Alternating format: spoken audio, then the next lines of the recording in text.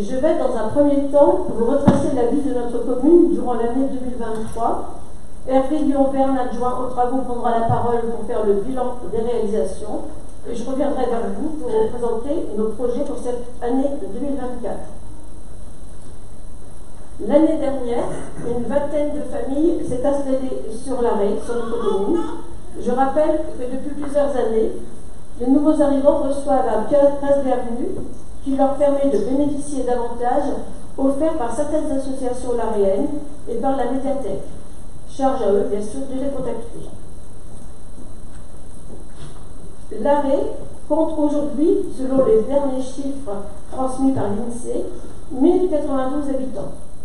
Selon les informations relevées dans la presse, depuis 2015, notre population a augmenté en moyenne de 1,2% par an.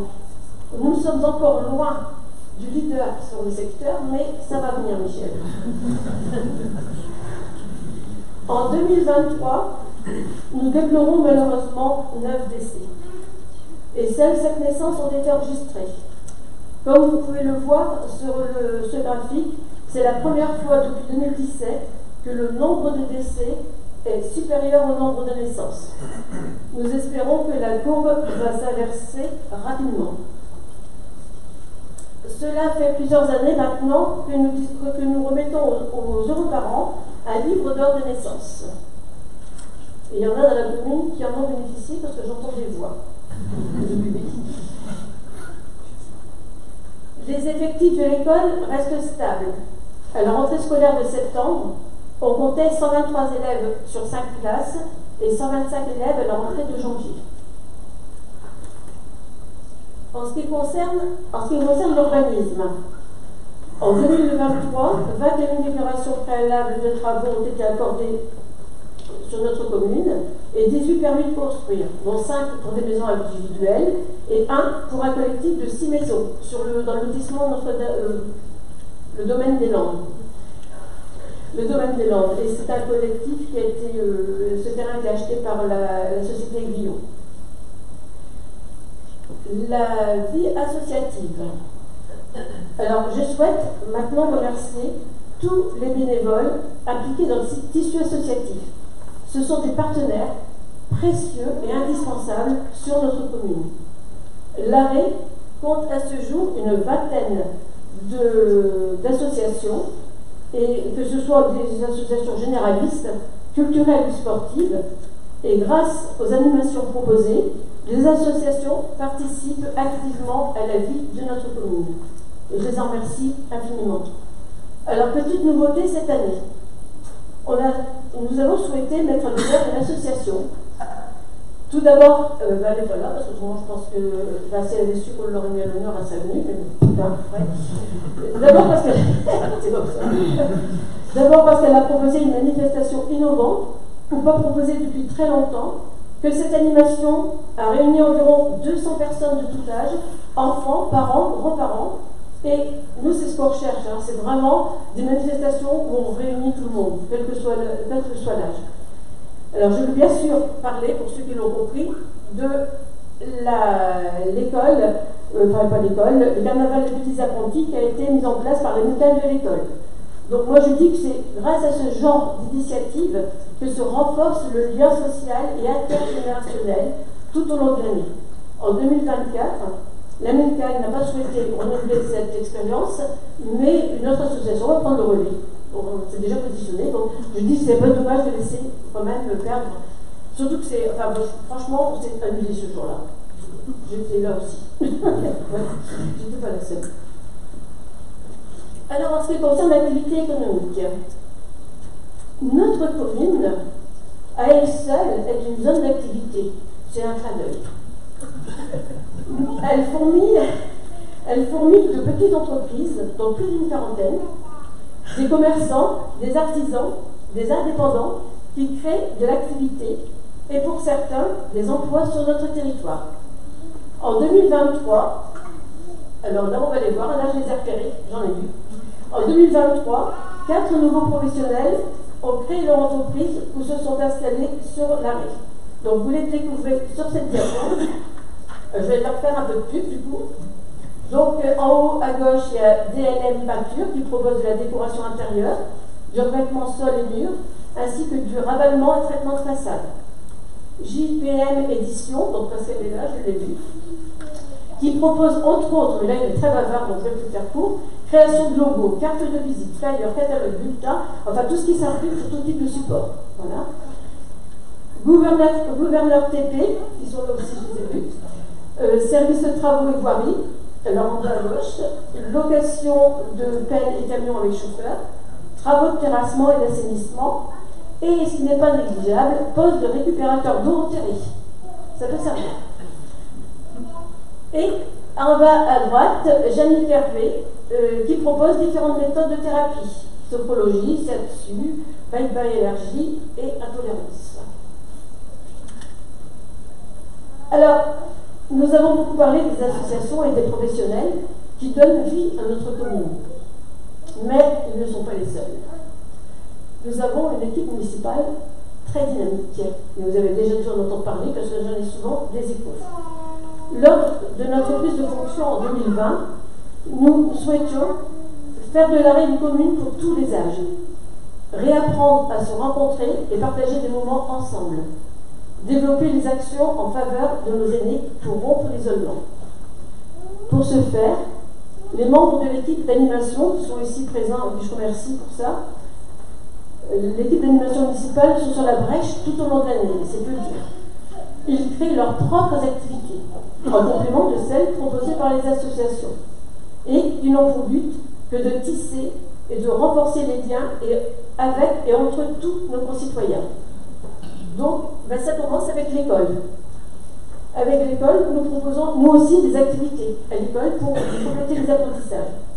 On a fait un module sécurité routière, donc c'est Nathalie qui s'en est chargée, voir et être vue à vélo, ce qui est toujours très important. On a invité donc les classes, c'est les CE et les CM qui sont venus cette année lors de la tonte des moutons de l'éco-pâturage. Alors c'était la première année, puisque les moutons sont là depuis l'année dernière, donc la première année de tonte, et franchement c'était très intéressant.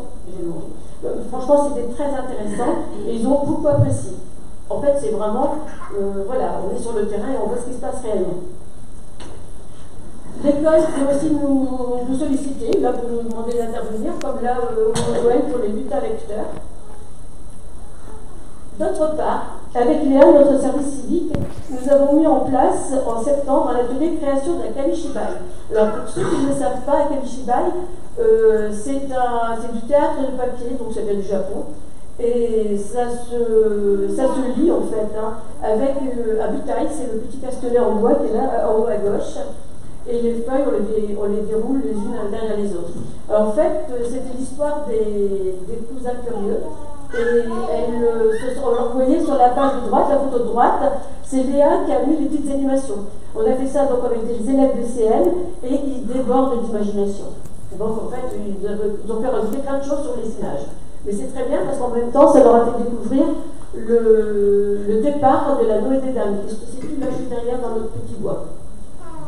Et comme c'est plutôt réservé à un collectif, on a aussi créé un album pour enfants qui donc pourra être lu aussi à la médiathèque. Alors n'oublions pas les interventions, justement, puisqu'on parle de la médiathèque, des auteurs illustrateurs en lien, les interventions en lien avec Adèle Bison, notre médiathécaire, dans le cadre du Salon du Livre. Donc je voudrais juste rappeler que le Salon du Livre, c'est une action qui est portée par la ville de Castenberg, que la municipalité de l'Arrêt finance 2 interventions d'auteurs illustrateurs, que Castenberg Communauté, mais Maxime va le dire certainement après, finance les chèques livres qui sont remis aux écoliers et les interventions supplémentaires. C'est-à-dire que cette année, on a financé 2 interventions et Castenberg Communauté, on a financé 2 autres. Alors après, avec les jeunes, on a mis en place il y a quelques années aussi un éveil ludique pour les 0-3 ans. On voulait n'oublier personne. Donc c'est ouvert à toutes les assistantes maternelles et aux parents de jeunes enfants. Il y a aussi donc, les ateliers créatifs ou les activités pour les jeunes. Donc ça, c'est aussi Nathalie et Estelle qui gèrent ça en principe. Généralement, je vous toute seule. Donc il y a des ateliers près de partie, là, on voit, mais il y a les parents aussi, viennent, ils ne laissent pas leurs enfants tout seuls quand ils se font manger, non, les crêpes, c'est après. Donc il y a des parents aussi. Et après, il y a aussi des ateliers de créativité, donc là c'était des images pour la création d'un porte-clés, et les animations Pokémon, qui ont beaucoup de succès et dont s'occupe Estelle.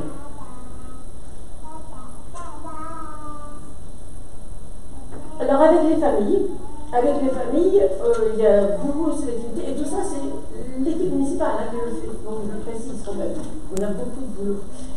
Alors on n'oublie pas avec les familles, donc je sais plus où je suis, ben voilà. On a aussi pour le Trocoplan, on a le feu d'artifice en complément du bal organisé par une association. Alors cette année c'est le bal a été organisé par la réplique, je crois que j'ai vu Philippe là tout à l'heure, et en fait je dois dire que ce bal a été une réussite totale, j'ai jamais vu autant de monde ici sur le parking. C'était très très bien. Après donc il y a les mardis de pays. Alors il faut savoir que c'est en collaboration, et ça tombe bien que Stéphane soit là, en collaboration avec l'Office de tourisme, nous la remercions pour leur aide financière, parce que s'ils n'étaient pas là pour nous aider, on ne pourrait pas faire venir des intervenants de cette qualité quand même. Donc là, il y a eu 2 mardis de pays, il y en a eu un balade sur les fleurs et jonglage, atelier jonglage.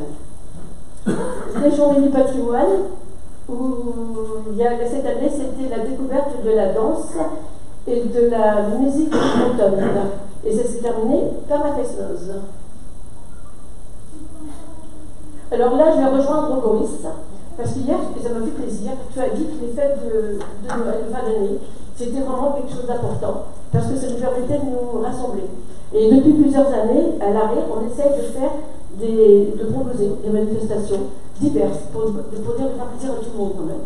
Et cette année, il y a donc eu un atelier de création de lampions qui s'est passé le jour du marché de Noël des professionnels. Donc on a eu une cinquantaine de gamins qui sont venus fabriquer les lampions avec nous. Et après, vous voyez, ils sont servis pour les défilés de lampions. Donc ils ont suivi le Père Noël dans ses calèches, parce qu'il n'y avait pas de neige, donc il ne pouvait pas venir sur Frigo et Sérène. Mais il y avait pratiquement 200 personnes. Il y avait pratiquement 200 personnes, et ça, c'est vraiment le genre de manifestation que nous, on aime et qu'on veut mettre en avant. Donc, je rappelle aussi qu'effectivement, il y avait une chorale éphémère qu'on avait recréée pour l'occasion pour chanter des chants de Noël. Là. La médiathèque municipale de son côté propose aussi des animations pour toutes les familles, pour la famille. Donc là, c'est deux images qui concernent une exposition sur les oiseaux, en partenariat justement avec le réseau des médiathèques, et une création là au moment de, je pense que c'était des poissons. Alors j'en profite, je ne sais pas s'il y en a dans la salle, mais j'en profite pour remercier les bénévoles qui assurent les permanences d'accueil à la médiathèque et qui permettent ainsi une ouverture plus large au public puisque notre médiathécaire est à temps partiel. Alors, avec nos aînés. Alors c'est là qu'on a le plus de bonheur. C'est Claudine qui s'en occupe et avec des élus et des bénévoles de la commission Solidarité. Et donc là, ce sont les goûters et animations qu'on a mis en place depuis à peu près 2 ans et demi. Et donc là, c'était à l'auto. Cette année, on a fait un goûter à l'auto. Et ils sont acharnés, on peut vous le dire. Et on avait une sortie cinéma. Et donc, la sortie cinéma, on remercie le CIAS qui a mis à notre disposition 3 véhicules qui nous a permis d'aller tous ensemble dans les estafettes. Et on a fait aussi une intervention, on a demandé une intervention de la gendarmerie de présence verte pour justement. Maintenant, je ne sais plus où je suis, mais je vais y arriver. En fait, c'est plutôt pour sensibiliser les anciens, les aînés au danger, en fait, des arnaques et des accidents à domicile et des arnaques en tout genre.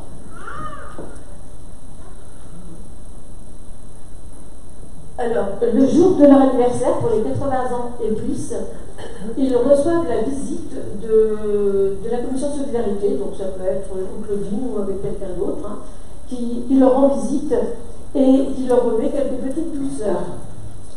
Il y a des témoins ici, j'en ai vu plusieurs, qui ont déjà reçu ces colis. Alors, il faut savoir qu'en 2023, ce sont 38 personnes que la commission est allée voir pour leur offrir ces petites douceurs. Après, donc, le repas des aînés, qui est toujours très apprécié. Et, comme vous pouvez le remarquer, nous chouchoutons nos aînés puisque nous faisons nous-mêmes la décoration et qui est faite par la commission Solidarité. Je veux dire que là, elle a mis quelques mois avant de la faire, la décoration. C'était un peu long. Et c'était du pillage. Enfin bon. Et vous verrez quand le résultat il est sur les tables, là-bas dans le fond. Donc, je dis un grand merci, moi, à tous les membres des différentes commissions, élus, bénévoles, parce qu'il y a des bénévoles qui se joignent aux différentes commissions, pour leur investissement. Ils font de l'Arrêt une commune dynamique et nous en avons encore la preuve aujourd'hui. Alors je voudrais juste rajouter que le monsieur en haut à droite, sur la photo, à côté de la jeune dame qui est à côté de lui, ce sont les 2 aînés les 2 doyens de l'Arrêt. Donc c'est Emilienne et José, qui a 98 ans, qui vont encore très clair mais qui ont tout clair. Non, pardon. Et en fait, il va avoir 100 ans dans 2 ans, donc il en parle déjà, Joanne, ça c'est mon grand-père. Donc on espère être là dans 2 ans pour le fêter avec lui. Alors à souligner également les rencontres habitantes mises en place par le centre social et les emplois, avec des ateliers participatifs, des ateliers par enfants et des programmes spécifiques destinés aux jeunes, qui complètent l'œuvre municipale et que nous accompagnons toujours avec beaucoup de plaisir.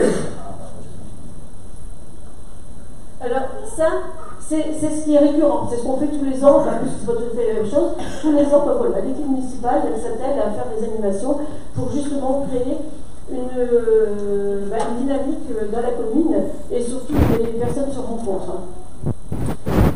Alors, nous allons passer maintenant à d'autres événements qui ont eu lieu mais qui ne sont pas forcément récurrents, comme cette année, le premier que nous allons voir, il va encore avoir lieu cette année. C'est les Jeux de l'Envaux, qui ont eu lieu le 10 juillet. Donc, en fait, les Jeux de l'Envaux, bon, je ne vais pas trop en reparler parce qu'on en a déjà parlé, on a déjà mis le son de bulletin. En fait, il y a 4 communes qui participaient à ce tournoi, en plus de l'Arrée et à Molac, qui sont là présents aujourd'hui. Il y a Plecadoc, il y a Saint-Guillaumard, puisque Boris Groupe est là, et je vous remercie. Chaque commune proposait 2 sports à domicile. La cérémonie d'ouverture, donc en haut à gauche, a eu lieu sur notre commune et nous remercions vivement l'harmonie fanfare de Malensac pour sa prestation. Franchement, c'était génial. Elle nous a entraînés, là vraiment, c'était super. Et la cérémonie de clôture s'est déroulée à Molac. Alors en parallèle, un fil rouge qui consistait pour des élus ou des volontaires, parce que tous les élus ne peuvent pas participer, à pédaler sur des vélos fitness, qui a eu lieu à Molac. Les 282 km parcourus ont été transformés en euros et au total, 1126 euros ont été partagés entre 2 associations du territoire. Donc, Est en Rose pour Molac et l'Arrée et la Malaise Troyenne pour Saint-Guillaumard et Plecadoc. Alors là, c'est la fierté de Loïc, pense. C'est le chemin de randonnée, de randonnée la Noë des Dames.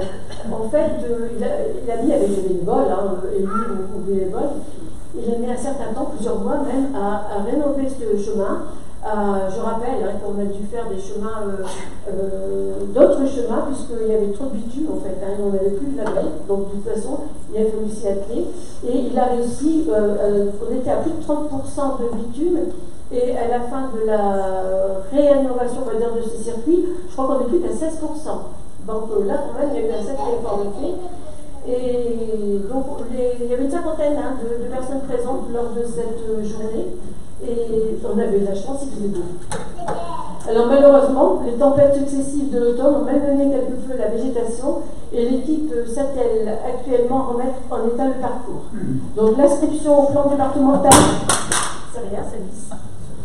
Au plan départemental des itinéraires de randonnée, ce qu'on appelle le PDIPR, est en cours. Donc dès que ça sera validé, on aura des... J'étais trop vite là. Non, là, très bien. On aura des nouveaux...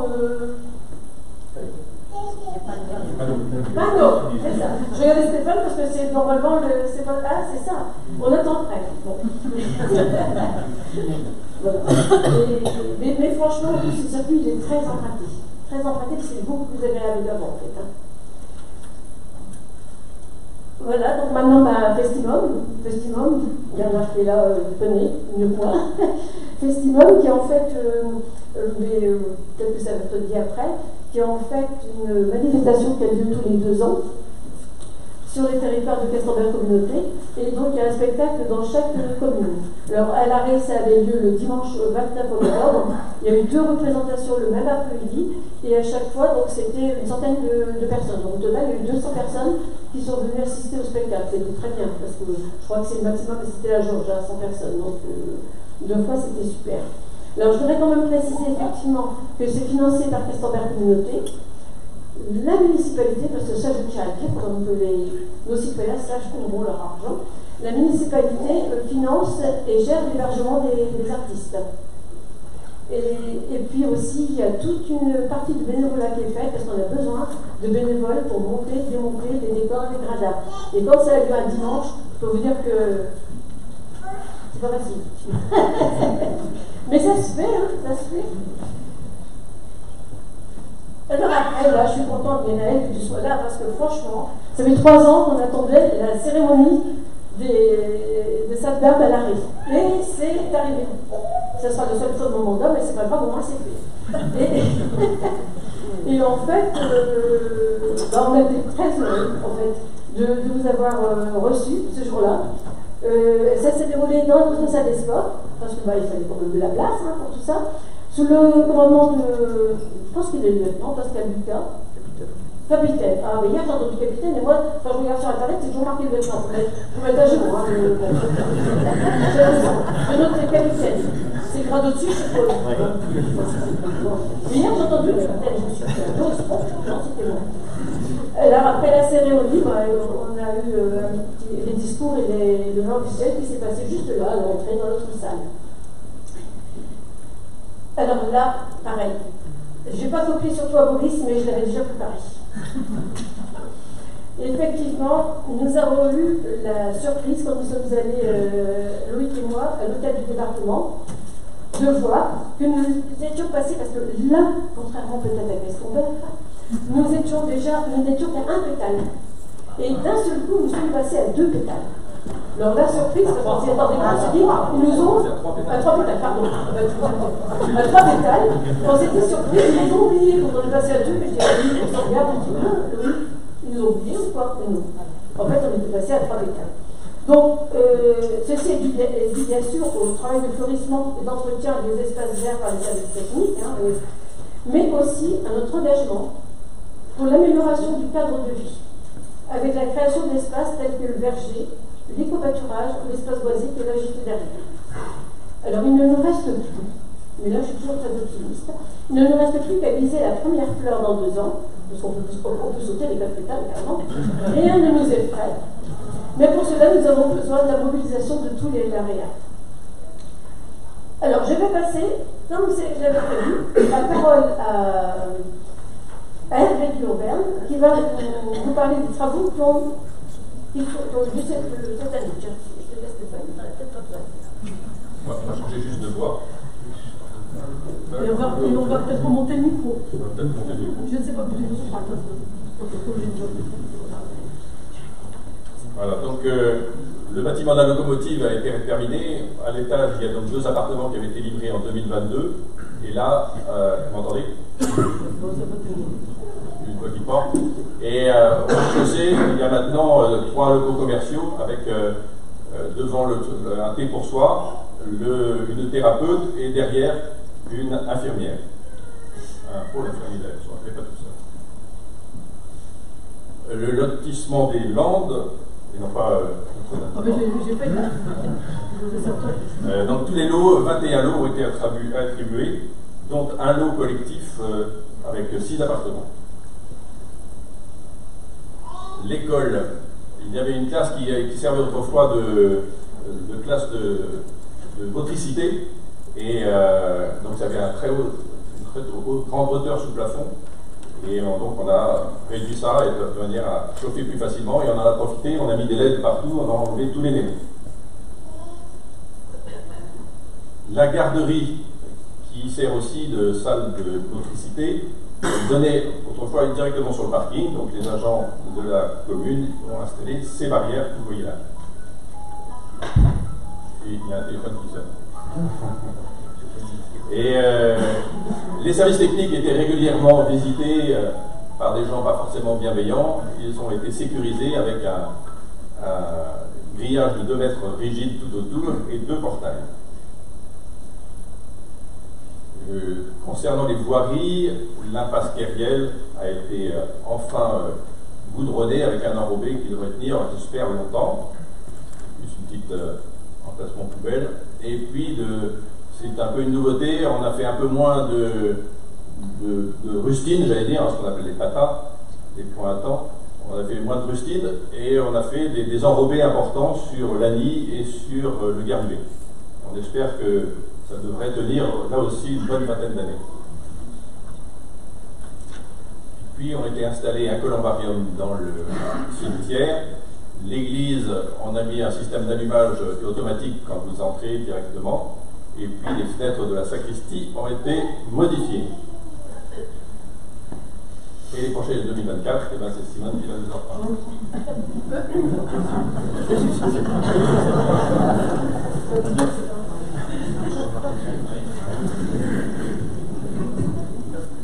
Merci. Alors en fait, avant de passer au projet proprement dit de 2024, je voudrais juste rappeler qu'on avait prévu de d'installer un parcours de santé et de fitness ici, là, juste derrière. Mais en fait, c'était prévu donc au dernier trimestre 2023. Alors je ne dis pas avec toutes les tempêtes, avec l'eau, avec bon. Donc on a préféré attendre un peu que ça sèche, que je trouve que c'est bien parti là, hein, que ça sèche, et puis à ce moment-là, les travaux auront lieu en début d'année. De toute façon, c'est prévu, donc il n'y a pas de souci. Alors là, je vais parler, je ne sais pas pourquoi, je voudrais parler de quelque chose qui va plaire à tous les joueuses et joueurs de boules. Il ne veut pas, il ne veut plus. Ah, c'est pas vrai.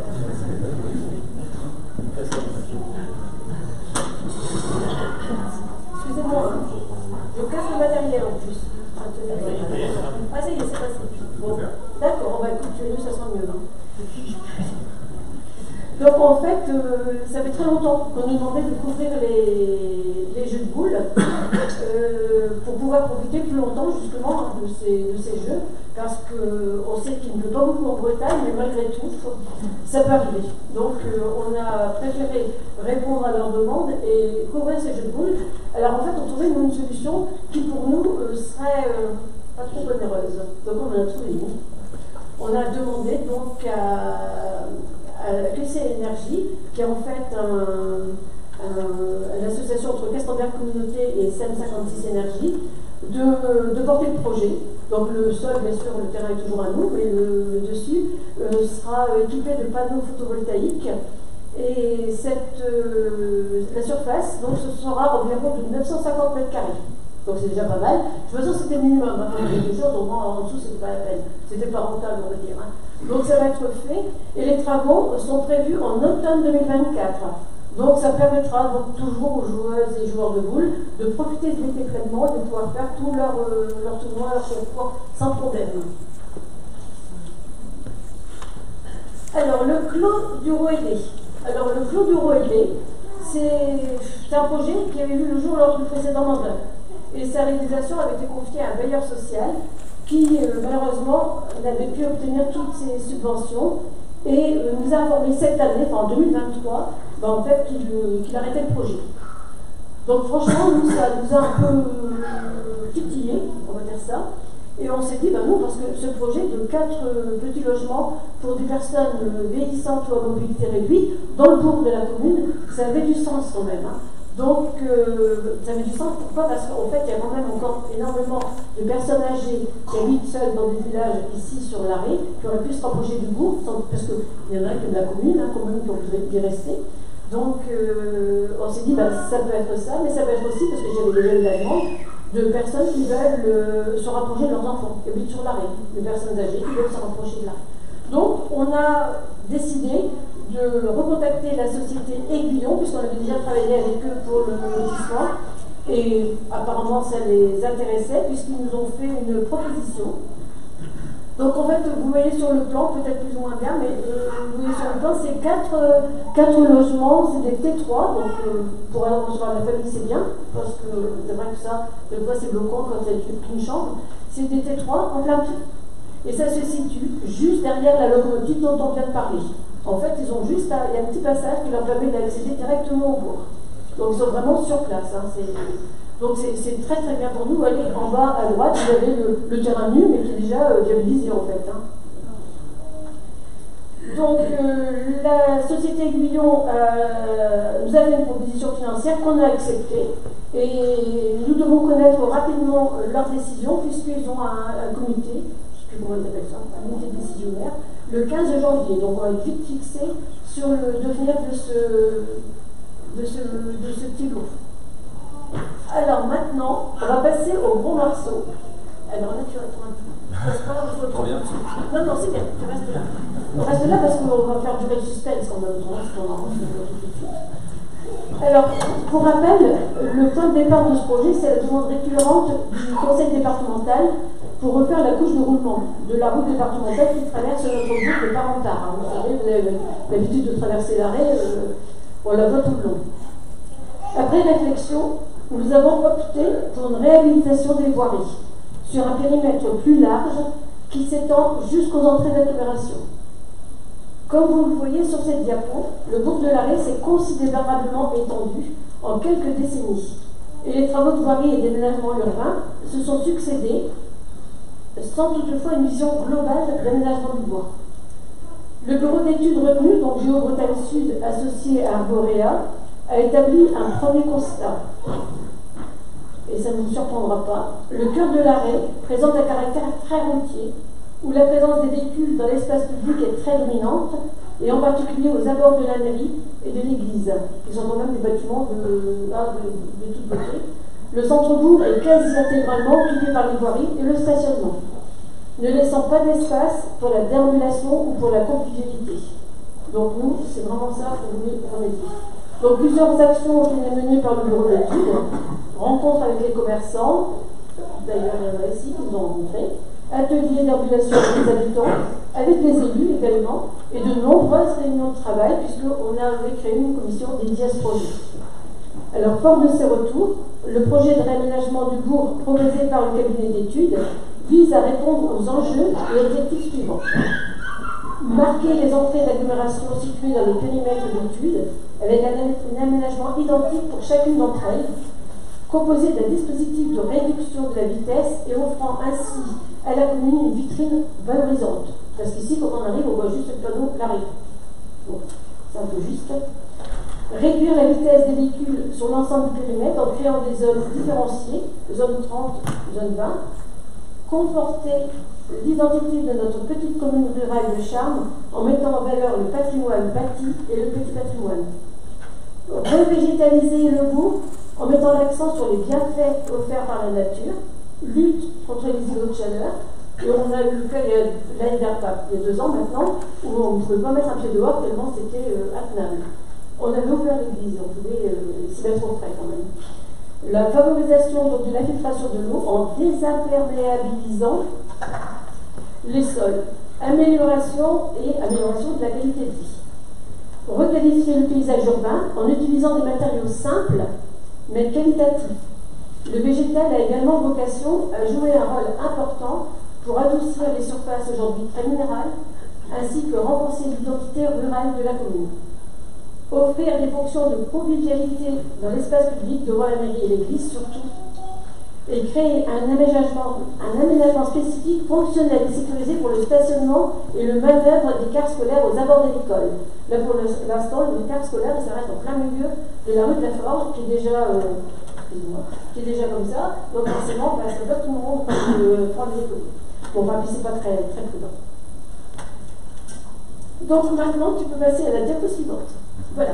Donc juste, hein, vous ne voyez peut-être pas grand-chose, mais c'est juste pour vous montrer qu'en fait, ça part bien. Là, c'est l'entrée sud de l'arrêt, c'est en venant de la Vraie Croix. On voit, il y a tout en bas. Et on va donc sécuriser. D'abord, on va faire une écluse, là, juste à l'entrée, pour ralentir.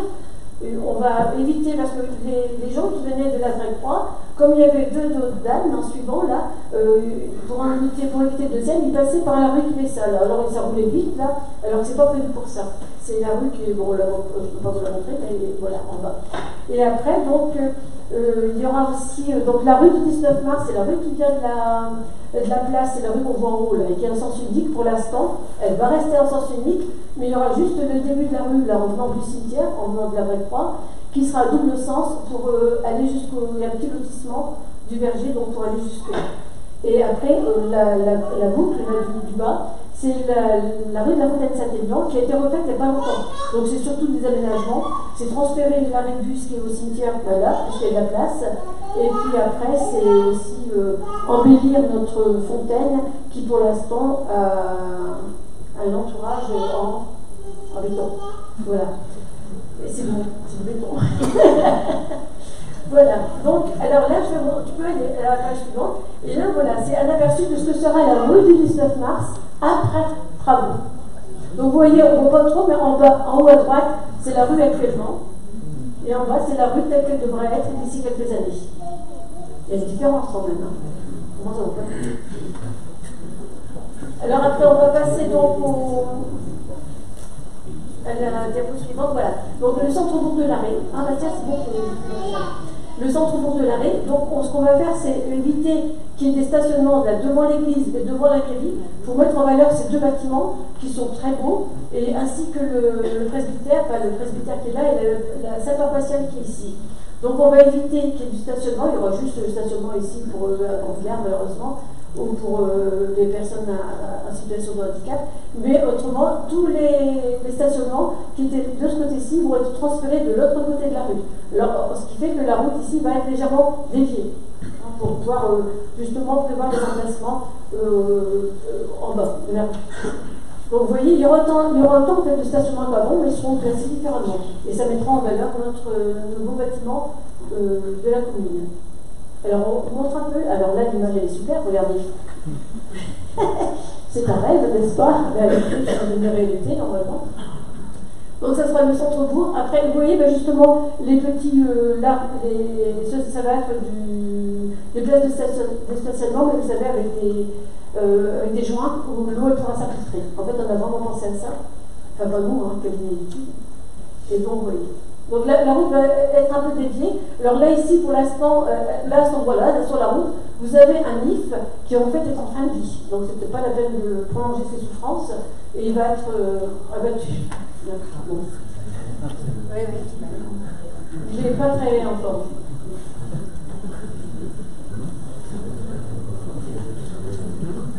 On peut y aller. Ils ont bien vu, je pense. Et la rue de la Forge. La rue de la Forge, qui en fait est la rue qui descend là pour aller sur le cours, quand on parle de la place, et qui en fait qui est une rue très très compliquée. En fait, ça roule vite et voilà, c'est pas très. Et la Rébus actuellement, il est là juste au bord, là. Donc quand il s'arrête en plein milieu, je ne vous dis pas derrière.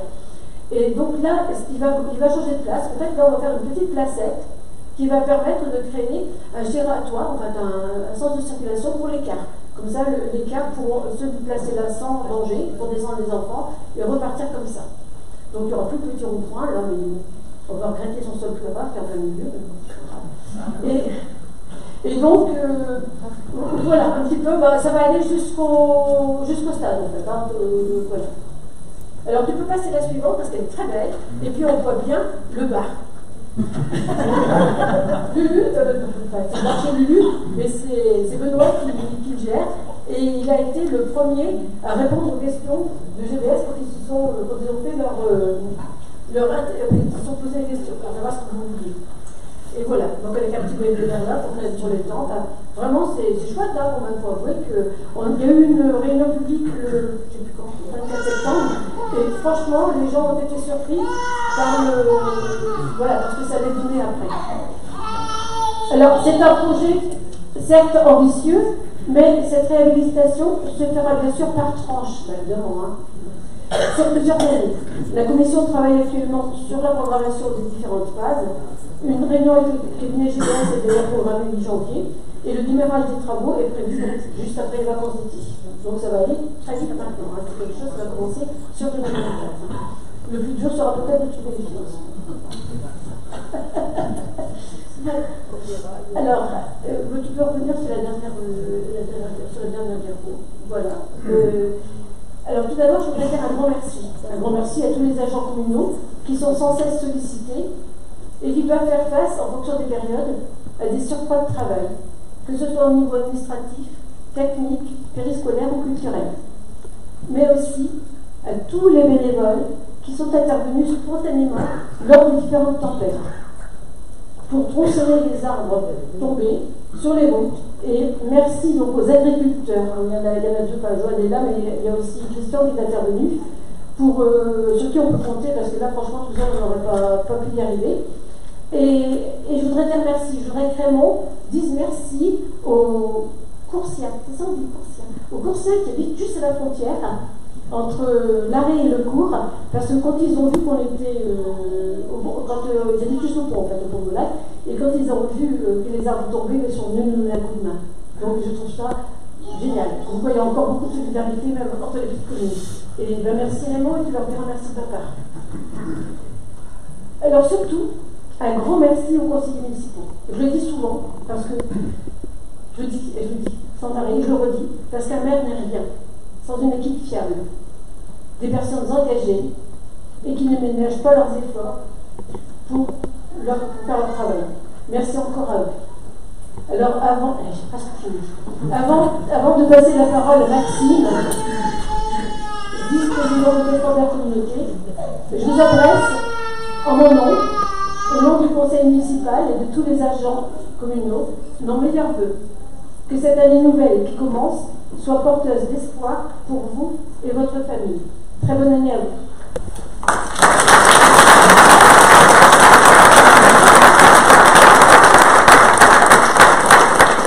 Donc merci, si tu veux bien, on va nous monter. Salut.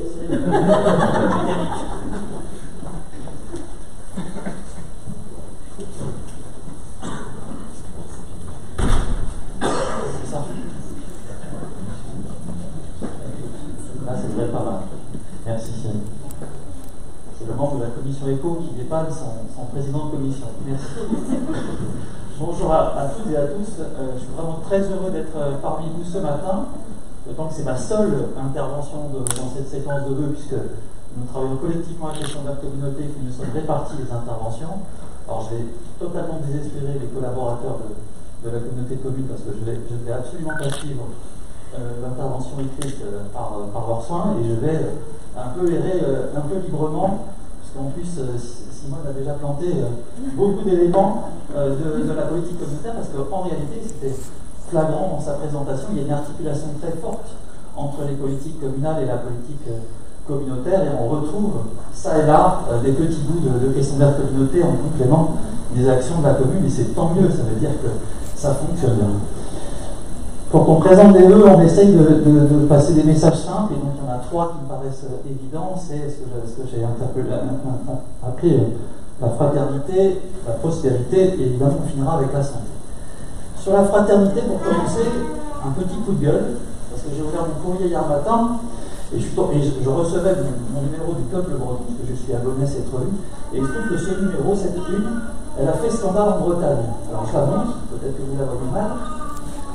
C'est un petit enfant métis qui brandit le drapeau breton et qui apprend le breton. Et évidemment, il y a en Bretagne des gens chagrins, positionnés dans un morceau très identifié de l'échiquier, qui considèrent que c'est pas la Bretagne. Et donc, évidemment, ça a créé une polémique assez étonnante. On commence toujours l'année 2024 avec des buzz inutiles. Celui-là l'est. Et il a le don de m'énerver parce que pour moi, et d'une certaine manière, toute la présentation qui est faite ici me montre, la Bretagne, c'est d'abord une terre qui sait accueillir et qui sait s'ouvrir par sa culture, y compris par sa culture, ses langues, aux gens qui nous rejoignent. On est plutôt content, nous, d'accueillir des populations nouvelles et qui contribuent à notre dynamisme politique. Donc ça, c'était mon petit coup de gueule, mais ça sera le seul parce qu'ensuite, je vais être plutôt dans un registre joyeux, à l'image de l'intervention précédente, qui était rempli de bonne humeur et qui fait toujours plaisir à écouter. La fraternité, donc, c'est le cœur de la politique de question d'intercommunalité. Ce n'est pas une évidence. Beaucoup d'intercommunalités ne font pas ce choix-là, considérant que les compétences classiques, les déchets, le développement économique, sont le cœur du projet communautaire. Ce n'est pas le choix que nous avons fait. Pas dire qu'on délaisse, sinon je ne serais pas là, les questions économiques ou les déchets, parce que ce sont des obligations qu'il faut remplir, mais ça veut dire que le cœur de notre projet, c'est d'abord la question du lien social et de la cohésion sociale. Ça veut dire des politiques culturelles. Alors, on a déjà commencé à faire un petit tour avec un certain nombre d'animations, mais il y a aussi la petite tournée qui va réavoir lieu cette année, un certain nombre d'événements culturels, une programmation culturelle communautaire extrêmement importante, adossée évidemment à un réseau des médiathèques, c'est très important, ça permet d'être ancré dans toutes les communes de notre territoire et de ne pas se contenter des grands équipements. Moi je fais l'éducation d'Artois, mais dans les villes principales, ça permet d'aller partout, que les spectacles aient lieu partout. Tu as évoqué tout à l'heure Festivum dans la commune de l'Arrêt, dans chaque commune du territoire. Donc c'est un élément majeur de notre cohésion sociale, cette politique culturelle. Je vais y rajouter parce que souvent le sport va avec la culture, on a une piscine communautaire qui est également importante parce que c'est un investissement que personne ne pourrait porter seul, même la ville centre, et donc évidemment cet équipement-là il est possible parce que Question de communauté depuis longtemps l'a programmé. Mais évidemment, la nouveauté, en tout cas la plus importante de ces 2 dernières années, c'est l'action sociale au sens de la création d'un CIAS et de centres sociaux, notamment d'un centre social communautaire porté par la communauté de communes elle-même, pas uniquement associatif comme dans l'est du territoire communautaire, mais porté la communauté de communes. Et on en voit les bénéfices. J'évoquais tout à l'heure le déplacement des anciens de la commune jusqu'au cinéma de Questembert avec les moyens logistiques de Questembert Communauté, mais c'est possible parce qu'il y a un centre social.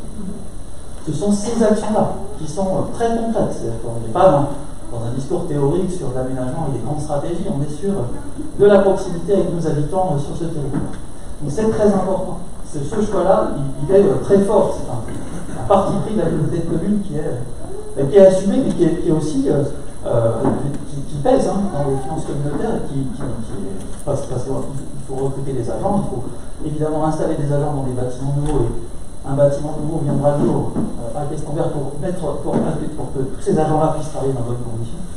Donc ce choix-là, c'est un choix extrêmement important pour le territoire et vraiment pour notre fraternité entre nous, c'est essentiel. Et puis évidemment, au passage, j'évoquais le cinéma, là aussi on a un bel objet.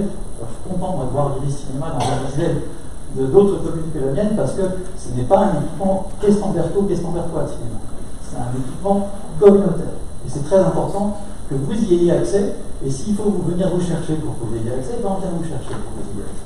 Voilà, ça me paraît extrêmement fort pour porter des politiques publiques.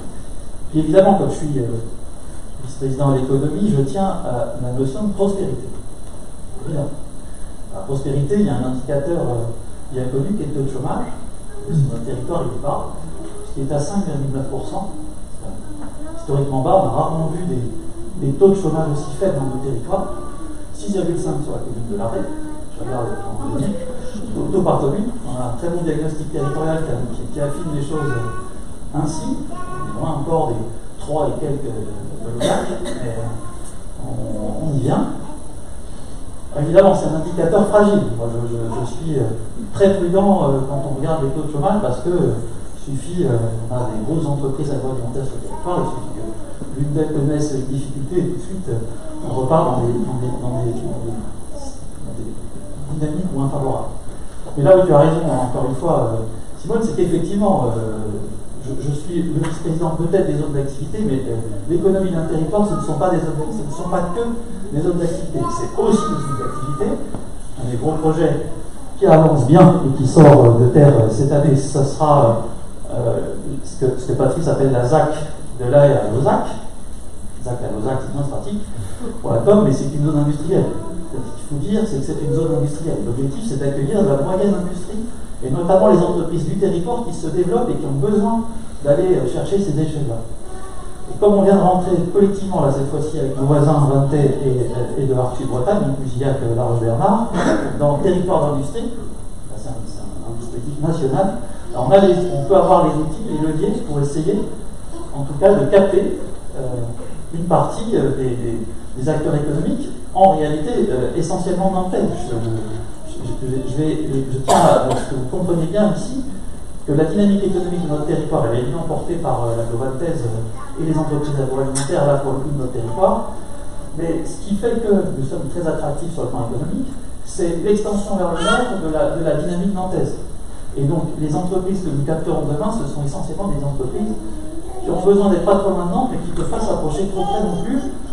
Alors, pour faire un petit cours d'économie rapide, sachez que très souvent les sous-traitants ne peuvent pas être trop près de leur donneur d'ordre et qu'en réalité ils ont besoin d'être une demi-heure, une heure. Si les donneurs d'ordre sont à Nantes, les sous-traitants ils sont à Ancenis à l'est, à Châteaubriand au nord-est, et ils viennent jusque aujourd'hui plutôt encore en gros un peu avant la limite départementale, mais on voit bien que l'évolution les emmène au-delà. Et donc cette zone à Lauzac, elle est là pour à la fois permettre aux entreprises du territoire de se développer dans de bonnes conditions et en même temps de capter une partie de cette évolution économique nantaise. Donc ça c'est extrêmement important pour notre territoire. Sur le reste des dispositifs économiques, sans parler de ce qui va être très nouveau, je rappelle que nous accompagnons évidemment le commerce dans les communes quand il y a des installations. Nous soutenons les agriculteurs qui s'installent, quelques-uns à l'arrêt lors de la dernière promotion d'agriculteurs installés, et nous sommes évidemment attentifs à tous les projets économiques, quelle que soit la nature du territoire, et on essaie de les accompagner, de les loger quand la question est celle-ci, et en tout cas de voir comment on peut contribuer à l'économie de ce territoire. La prospérité, c'est l'économie, mais c'est aussi du cadre de vie. Parce que c'est une notion de bien-être qui va au-delà de la question du mouvement de la richesse matérielle. On voit bien que les évolutions de la politique locale, municipale, c'est d'abord c'est de travailler sur cette notion-là. C'est de se dire, est-ce qu'on peut vivre dans de meilleures conditions là où on est. L'amélioration du bourg, c'est exactement ça. C'est le même débat qu'on a à l'échelle communautaire. Alors là, évidemment, c'est un niveau un peu stratégique. Et si je fais un peu de langue barbare, je pourrais vous dire qu'on a un sujet sur l'artificialisation des sols qui est quand même un sujet d'élu aujourd'hui. Il faut que les citoyens s'en emparent. Et si je vous dis que, en gros, la loi a donné aux SRADET des régions le droit de coordonner les stocks bretons pour qu'ensuite on répartisse au travers du ZAN des droits à construire, normalement j'ai perdu tout le monde. Pourtant, cette affaire d'élu est extrêmement importante parce que la question de la préservation de nos espaces naturels est liée à notre consommation d'espace pour le fait urbain, d'une certaine manière. Le vice-président à l'économie ne peut pas oublier qu'il consomme trop aussi sur les autres activités et sur l'artificialisation de l'économie. On consomme, en gros, on a un droit à construire 25 hectares dans le document d'urbanisme à un moment où il y avait 200 hectares constructibles pour l'ensemble de la communauté. On réduit de tout ça de plus de moitié. Ça veut dire que d'une, il faut qu'on consomme moins de 25 hectares, et ça veut dire qu'il faut qu'on soit créatif, parce qu'il va falloir, malgré tout, corriger autant d'activités économiques dans moins d'espace. Et ça veut dire qu'il faut aussi revoir intégralement nos stratégies d'implantation, de construction de bâtiments, de typologie de bâtiments. Et donc cette révolution-là qui est devant nous, c'est pas une révolution uniquement d'élus, ça veut dire que chaque citoyen doit aussi comprendre que la maison individuelle, on peut faire le tour de sa maison, c'est tout à fait le modèle absolu. Et que si on peut changer, on avait quelques modèles avec la mitoyenneté des appartements plus resserrés, on voit bien que c'est ces formes d'urbanisme-là qui sont demain nos formes d'urbanisme. Mais il faut aussi que nous, on les approprie. C'est-à-dire que si on veut tous continuer à garer 3 voitures devant une maison individuelle autour d'un jardin qui fait le tour, on sera très très vite dans le dur, et il ne faut pas qu'on espère que les petites communes très rurales vont pouvoir se développer en proposant encore ça pendant que d'autres font des efforts dans les zones urbaines, ça ne marchera pas. Donc c'est important qu'à défaut de comprendre la technique générale et la mécanique invraisemblable que les élus ont à gérer au travers de ces stratégies d'urbanisme, il faut au moins que les citoyens eux s'emparent de ce qui les concerne, c'est-à-dire le rapport à l'espace, le besoin de préserver des espaces non bétonnés, puisque quand on dit artificialiser, c'est ça, l'essentiel, c'est de savoir si on bétonne ou pas les sols pour permettre ou pas d'absorber d'abord l'eau, et puis ensuite surtout permettre à la chaleur de diminuer un petit peu. Et puis, quand on parle quand même de dynamique territoriale, il faut parler des gares, quand même, sur nos territoires communautaires.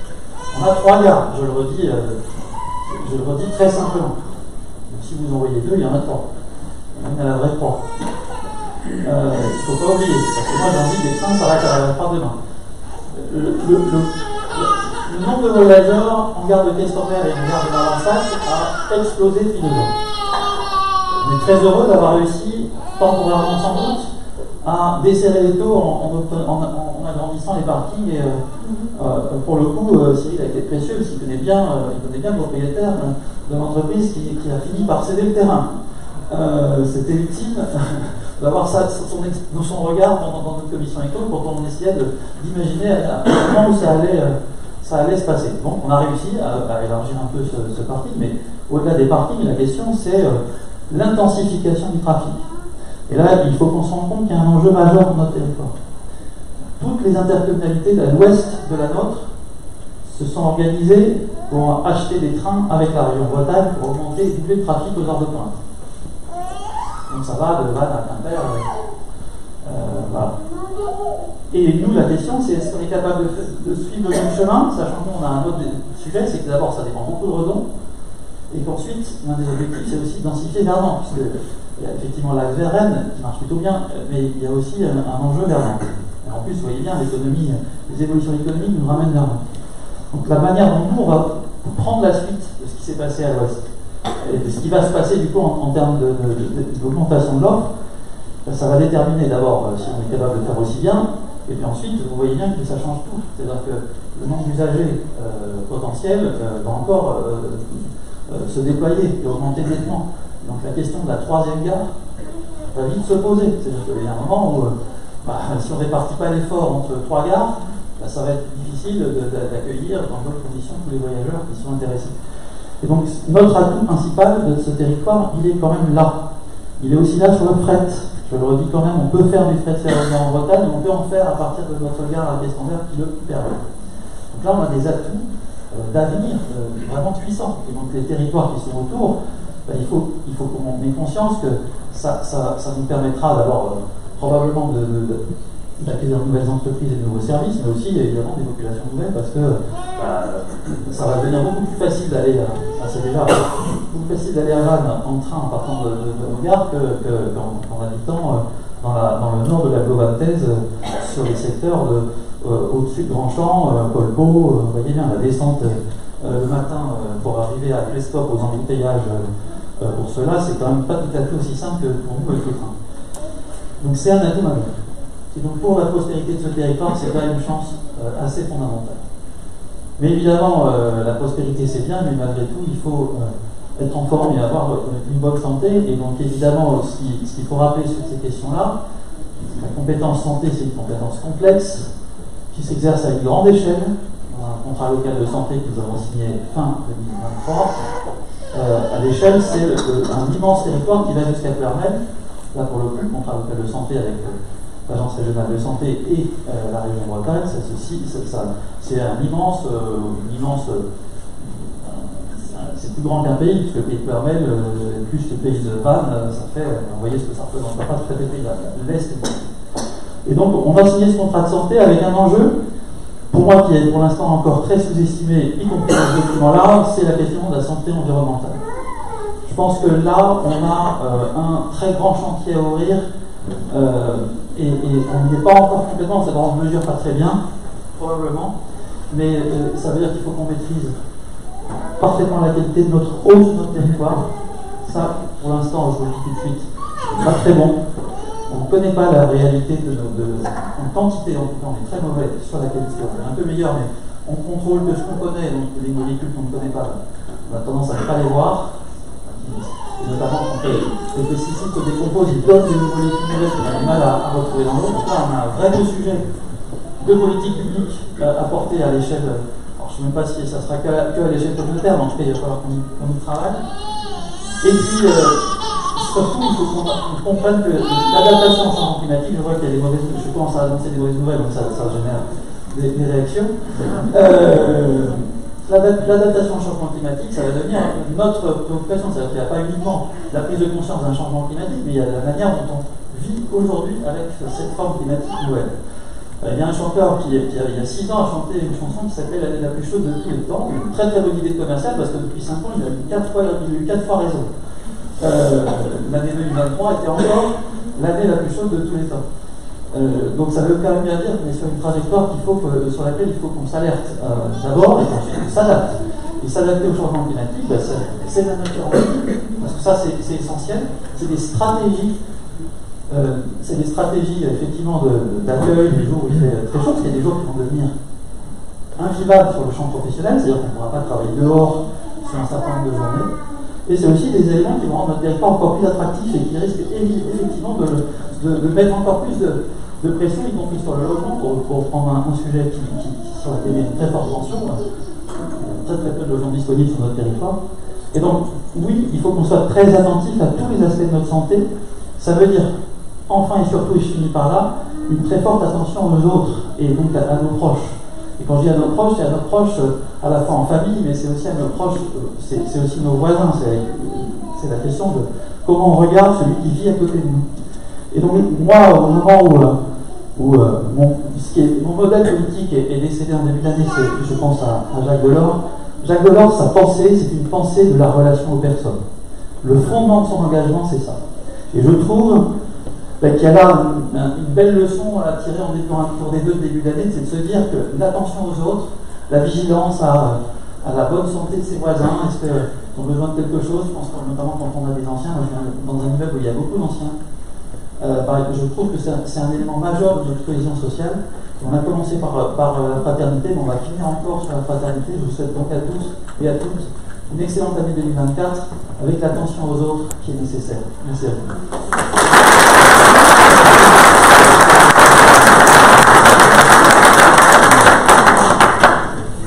Je baisse fort.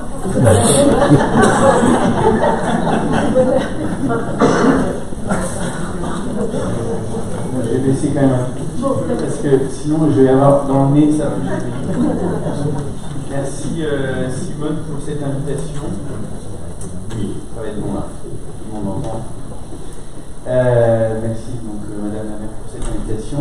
Chère Marie, conseillère départementale, chers élus de l'intercommunalité, chers élus du territoire un peu plus loin, parce que j'ai vu qu'il y a des voisins qui ne sont pas de Questenberg Communauté, chers conseillers municipaux,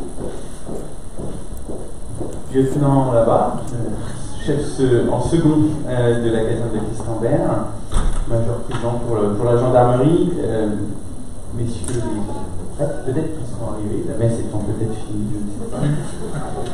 Chers amis de l'Arrée, c'est très important pour nous, avec Marie, d'être présents lors de ces vœux en tant que conseillers départementaux du canton de Questenberg. Un réel plaisir de toujours venir auprès de vous, au plus proche du terrain. C'est aussi pour nous l'importance de signifier ce que sont les compétences du département et comment elles peuvent avoir un impact sur vos vies au quotidien.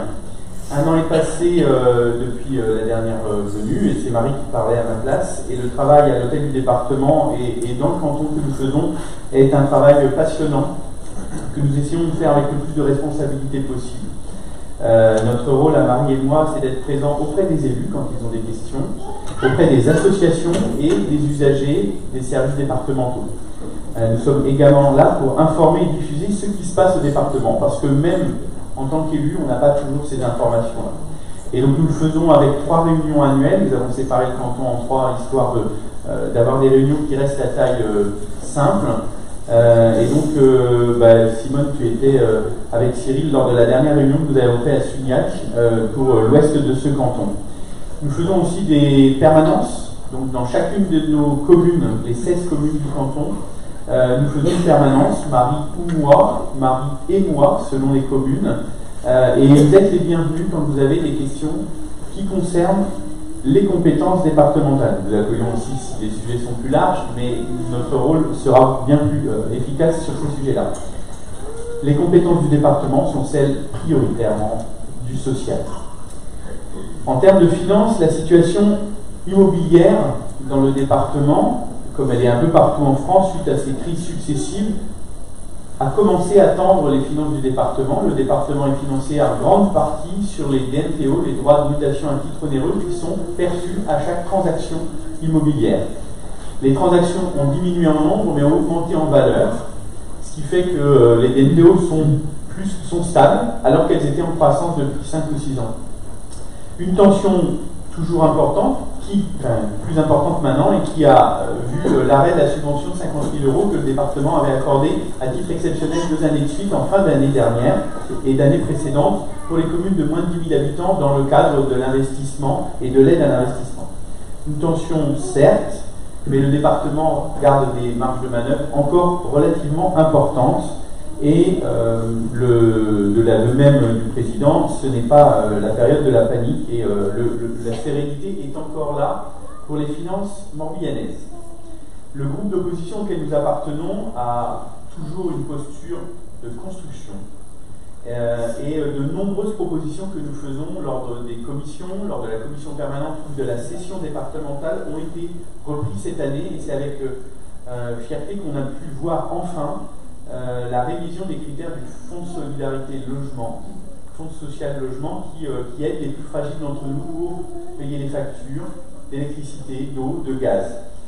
Ces critères n'avaient pas été revus depuis de nombreuses années. De la même manière, nous avons obtenu l'abaissement du plafond s'agissant de l'aide à la restauration collective pour les familles les plus modestes qui peuvent avoir du mal à payer la cantine pour leurs jeunes collégiens. Nous avons également demandé la constitution d'un groupe de travail sur la jeunesse, avec notamment l'actualisation des aides au voyage scolaire pour les collégiens, actualisation qui devra combler un retard puisque 10 ans depuis 10 ans ces tarifs n'ont pas été revus et on sait la difficulté de monter des voyages scolaires notamment en pays anglophones depuis le Brexit. Et un conseil départemental des jeunes devrait voir le jour également à notre demande. Nous continuons d'alerter au quotidien sur les difficultés des plus fragiles. On sait que l'inflation touche plus fortement les ménages les plus modestes. Et donc, c'est toujours très important d'être vigilant là-dessus. Et nous sommes aussi vigilants à ce que les territoires ruraux ne soient pas dans le même lot que les territoires urbains, qui ont des dynamiques différentes, même si la pauvreté existe des deux côtés de la zone périurbaine. Des arbitrages seront donc à faire probablement dans les années qui arrivent, si le budget se sent. Mais pour nous, vu que la compétence sociale est la principale compétence du département, l'enjeu le plus important, et il a été revu lors des travaux de la conférence du schéma départemental d'aménagement et d'analyse et de couverture des risques pour le SDIS, l'enjeu principal du département dans les 10 ans qui arrivent, c'est le vieillissement de sa population. Nous accueillons une population, certes, avec des familles, et on le voit dans nos communes, mais majoritairement ce sont des personnes âgées. Si on y ajoute le vieillissement de la propre population du département, c'est un enjeu majeur. Pour ceux qui ont pu voir dans la presse, Questenberg Communauté va être le territoire morbihanais où la part de population de plus de 80 ans sera la plus forte dans le Morbihan en 2040. Le schéma de l'autonomie, du coup, a permis d'amener certains éléments sur ce sujet-là. Pour l'instant, le département ne l'a pas diffusé suffisamment largement dans la compréhension vis-à-vis des institutions. Et donc, nous avons demandé à ce que le département vienne le présenter au CCAS et au CIAS du canton, et notamment de Questenberg Communauté. En parallèle de ça, nous avons demandé à ce que soient tenues de véritables assises du bien vieillir en Bretagne, car entre le maintien à domicile et les EHPAD, les établissements intermédiaires, beaucoup de choses restent à faire dans le domaine de la santé et de l'accompagnement. L'occasion pour nous de vous informer d'une plateforme qui a été mise en place, une plateforme internet qui a été mise en place par le conseil départemental, aidant.morbihan.fr. Et j'invite toute personne qui a des besoins de renseignements et d'informations en s'agissant de la perte d'autonomie, qu'elle soit liée au handicap ou à l'avancement dans l'âge, aidant.morbihan.fr, et vous retrouverez les informations par zone géographique sur tous les éléments qui vous permettront d'avoir des aides, un cheminement à travers ces dispositifs qui sont parfois difficiles. Des appels à projets concernant les habitats inclusifs qui permettent d'avoir aussi des personnes avec des difficultés cognitives, par exemple. 10 ont été retenus en 2023 et 10 le seront l'année prochaine, et sur notre canton, Sugnac a bénéficié de ce soutien l'année dernière. Concernant les mobilités, puisque le deuxième budget sur le département, ce sont les routes, évidemment, le schéma des mobilités cyclables du département, qui a été annoncé il y a maintenant 1 an et demi, avance bien. Sur notre territoire, c'est l'axe Rochefort-en-Terre-Sainte-Julie, qui va de Rochefort jusqu'à Lausac, qui a été retenu par le département. Les marchés d'études ont été signifiés à la dernière commission permanente dans laquelle je siège. Et ça veut dire que sur cet axe-là, dès que nous sommes en zone rurale, hors agglomération, c'est le département qui fera les acquisitions et qui aménagera des pistes cyclables. L'objectif est de relier les communes petites et moyennes d'un schéma cyclable à partir du moment où elles sont à distance raisonnable. Sur le plan des mobilités douces, et il y aura un volet forcément qui sera intégré dans le cadre de votre restructuration du cœur de bourg, le département a un dispositif de subvention à hauteur de 30% avec un plafond de 225 000 € sur l'aménagement de voies cyclables quand elles sont sur le territoire de l'agglomération communale ou sur des routes communales qui ne seraient pas couvertes par le département. Donc 30%, 225 000 € tous les ans, c'est relativement important. Concernant un autre volet de la mobilité, vous avez pu noter la décision prise par le président du département, le président David Lapartien, il y a quelques semaines de cela, d'abandon du projet de la RD 775. Le territoire de l'Arrée fait partie des communes qui sont au bord de cette départementale. Simone est venue nous accompagner dans les différentes réunion que nous avons souhaité mettre en place et que nous avons poussé avec Marie pour avoir sur ce sujet. Depuis notre prise de mandat, nous avons eu de nombreuses réunions de concertation avec les citoyens, avec les élus, pour travailler avec le département sur ce sujet. Nous sommes impliqués donc depuis le début. Des mots même du président l'appartient, cette décision a été la plus dure depuis le début de son mandat, car un renoncement n'est jamais simple en politique. Mais le courage politique dont il a fait preuve et auquel nous nous associons est très important. Il est important donc de rappeler que cet aménagement ne couvrait que 4 km sur les 20 qu'il y a entre la fin de la 2 fois 2 voies qui existe du côté de Malansac et de Puerlin-Limercade jusqu'à la nationale. Et donc 4 km sans rien avant, rien après, ça n'avait pas forcément grand sens. À l'époque où la consommation des terres, il a été évoqué à la fois par Simone et par Maxime, les terres agricoles, forestières, naturelles sont précieuses. Nous ne pouvons plus négocier avec la nature. Et donc cette économie de 25 hectares sur notre territoire, qui aurait pesé sur notre capacité à construire collectivement au sein de Questenberg Communauté, est un des éléments majeurs qui a fait le recul sur cette décision. Cette décision est sage, responsable, et elle n'oblitère pas, et surtout, elle nous oblige à continuer à travailler, et c'est ce que le département a décidé de faire, pour sécuriser les carrefours le long de cette départementale, dont la densité de trafic est aux alentours de 8000, et l'équipement qui était proposé était pour un trafic à 20 000 véhicules jour, ce qui ne sera jamais le cas. L'année dernière, lors de nos vœux, nous mettions en avant l'aide aux associations désireuses d'acquérir un véhicule. Elle est toujours d'actualité et j'invite toutes les associations qui en éprouveraient le besoin à solliciter le département pour un financement à 50%, que ce soit un véhicule neuf ou d'occasion. Nous profitons, et nous sommes heureux puisque plusieurs associations du territoire en ont profité, nous profitons de cette tribune pour rappeler aux membres des associations qu'il y a d'autres dispositifs, comme celui de l'aide à l'animation touristique. Quand vous avez un événement, ça peut être intéressant d'aller sur ce genre de choses. Il y a aussi des subventions pour les particuliers, comme l'aide au maintien à domicile, lorsqu'il s'agit de modifier son habitat, son logement. L'aide à la restauration scolaire, on en a parlé tout à l'heure, mais il y a aussi des bourses pour les étudiants selon leurs revenus, Campus Trotteur 56, et l'aide pour passer le BAFA, qui vient compléter celle que la Maison Pop propose dans le cadre du CIS. Face aux difficultés que nous voyons chaque jour dans la presse, dans les réseaux sociaux, face à la tentation du repli sur soi, nous avons décidé, pour mener notre mandat, Marie et moi, d'être autant que possible disponibles sur le canton auprès des élus, auprès des citoyens. Et c'est en faisant cela que nous participons à l'ouverture de notre population et au bien-vivre sur notre territoire. L'agenda est parfois chargé, cette période des vœux en est un exemple.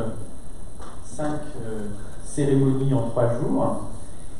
Évidemment, on n'est pas sur le 6, pardon. 6. Ah oui, c'est parce qu'il y a celle de Questenberg, du coup, je ne l'ai pas. On n'est pas sur le rythme de nos députés, de nos sénateurs qui ont des territoires bien plus vastes, mais il n'empêche que c'est un rythme important que nous oublions assez aisément lorsque nous prenons plaisir à être à vos côtés sur le territoire. Merci encore pour cette invitation. Et je souhaite à tout le monde une bonne année, une bonne santé pour vous, vos proches, et comme il a été dit, dans une fraternité très importante, nécessaire. Et je conclurai en disant que vous voyagez pas mal en France, n'étant pas originaire de Bretagne, je pense que beaucoup d'élus de territoire en France seraient très envieux d'être élus sur notre territoire, tant la population et les élus sont actifs et concourent à cette belle vie que nous avons ici sur notre territoire. Bonne année à tous. Merci.